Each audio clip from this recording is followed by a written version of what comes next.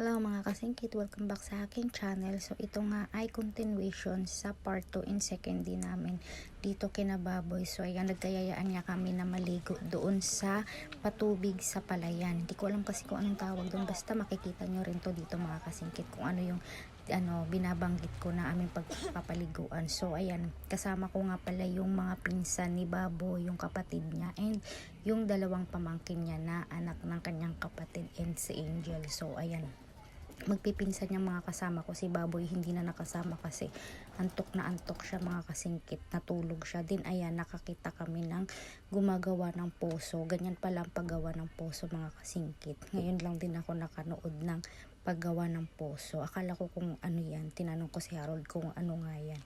So ayan ang mga kasingkit, nandito na kami sa aming papaliguan, as in sa gitna ng palayan yan mga kasingkit.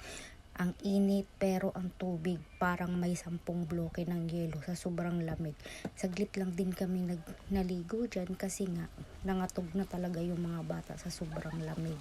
Sobrang lamig talaga ng tubig dyan. Ayan, ganito nga yung itsura niya, para siyang swimming pool. Tapos tatakpan lang dyan yung dalawang butas para mapuno siya ng tubig. So ayan na siya mga kasingkit.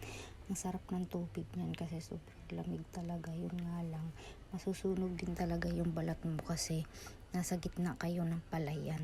Yun yan, binidyohan ko lang yung palay kasi nagandahan ako sa kanya. Hindi pa nga yan hinog mga kasingkit. Din ito, naglalakad na kami pa uwi dyan. Sa shortcut kami dumaan kasi sabi ni Harold mas mabilis nga daw ang daan dito.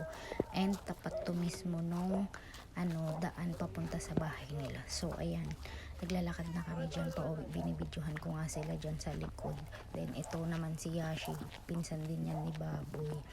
Tanong nga ako dyan sa kanya kung saan na kami kasi hindi ko na alam yung daan sa papuntang labas talaga. And ayan, nakauwi na kami dyan mga kasingkit. So yun lang, bye!